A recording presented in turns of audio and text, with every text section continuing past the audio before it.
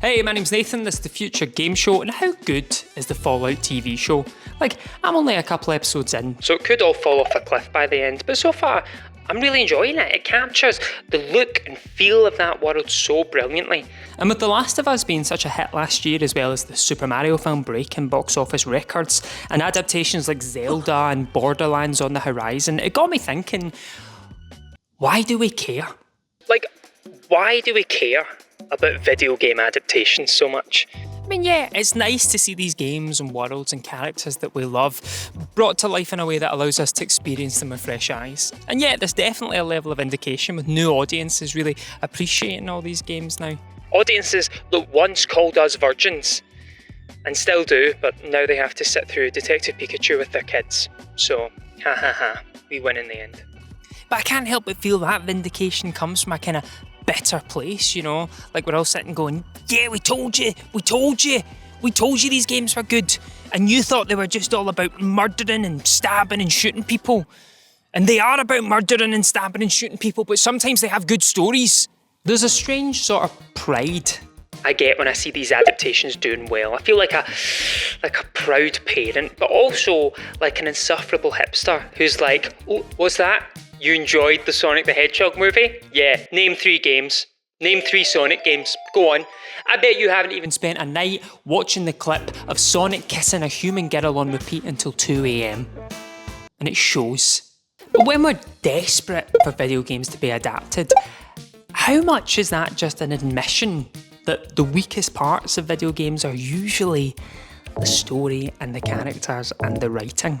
And seeing them adapted for screen, it's kind of like a guarantee that someone will take a crack at trying to improve upon those things. It's why I think The Last of Us was such a successful adaptation, because really, adaptations for film and TV are really about subtraction when it comes to video games. It's about taking out all the elements of interaction and then putting what's left on the screen. And with The Last of Us, whisper it, shh, the least original part of that game was probably the gameplay. The story, great. The characters, lovely. The dialogue, some nice stuff there. The gameplay, pretty much just headshots. So I think it says a lot about The Last of Us as a game that it was so successfully adapted into television, because arguably it didn't really need to be a game in the first place. Because if I'm being honest, I think a truly great video game, one that stands the test of time and perfects the medium, couldn't be adapted into a film or a TV show. It would be so uniquely interactive that to adapt it would feel like trying to adapt a symphony for the screen, or a beautiful piece of dance, like your dad at a wedding, demonstrating movement that feels both embarrassing to witness but also somehow slightly racist. So, in honour of that opinion, here's my top 5 games that are so great, I think they'd make shit films. Number 1, Portal. Portal and Portal 2 are one of the best double features to ever grace our sweaty palms, but as a film, it would surely be shit. GLaDOS would shine, but what would the other 2 hours be about? Watching Shell stare at walls in confusion for 20 minutes before realising she's been a fucking idiot and solving the puzzle within 20 seconds. You'd go and see it in 4DX and end up vomiting all over your date too. Or your mum, more likely. Metal Gear Solid. Everyone goes on and on about a Metal Gear Solid film, but really, we've already had it. The story of Metal Gear Solid is just a Buffalo Bill creation of all of Kojima's favourite films.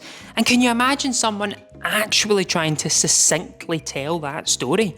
You'd come out of the cinema feeling like you'd just watched a 2-hour version of one of those pictures that simulates having a stroke. Resident Evil 4. Resi 4 is the epitome of great gameplay over story. The story is B-movie rubbish. The character's awful, except that one wee Napoleon guy. I love him, God bless him.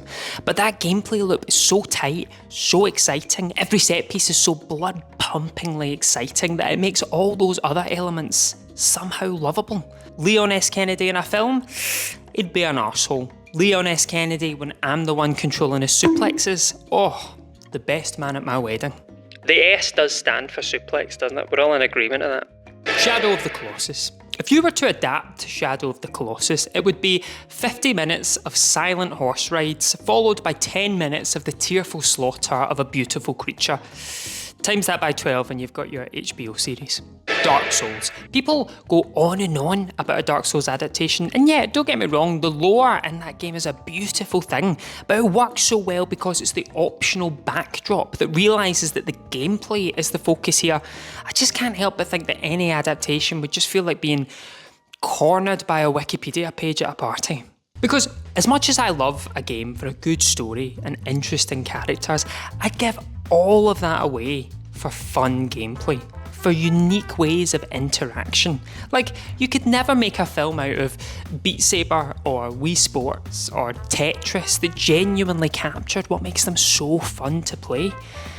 I mean, yeah, I know they did actually make a Tetris film starring Eddie the Eagle, but it was about how your man made Tetris. It wasn't about the actual game Tetris. Okay, look, shut up. You get my point, alright? Don't interrupt me. It can happen in reverse too, which I find fascinating, because I still think to this day that the best thing the Alien franchise has ever spawned was Alien Isolation, because that's the game that truly makes you feel what it was like to be chased by a big, phallic-headed nightmare. Watching the films felt so bland after that. There was nowhere near the same danger or excitement. Alien Isolation, oh, love that game. Then on the flip side you have the paradox of Resident Evil, which was really just Capcom homaging George A. Romero's Dawn of the Dead films. But then Resident Evil got so popular that it got its very own film, which then spawned a series of awful sequels and has since been rebooted, and also has its very own terrible Netflix adaptation. So now the ball is very much back in George A. Romero's court, and I look forward to him processing all that terribleness and then adapting it back into a film of his own. What's that? He's dead? Well, that's one way to get out of it. But what's fascinating is that we potentially have years and years ahead of us of video game adaptations. Now that audiences are physically sick at the sight of a cape, all your big streamers and movie studios are desperate for the next set of properties that they can adapt into films and TV shows. Because making original ideas, it's just not cutting through the noise with all the choice you have out there, all the different channels and streamers, it's just not working. But you take Fallout, which is a selection of stories which have already been road tested for years now, and it's instantly recognisable with a percentage of the population, then aye, studios are desperate for that. And you know, call me crazy, but it's these kind of late stage MCU days that I'm looking forward to the most with video game adaptations.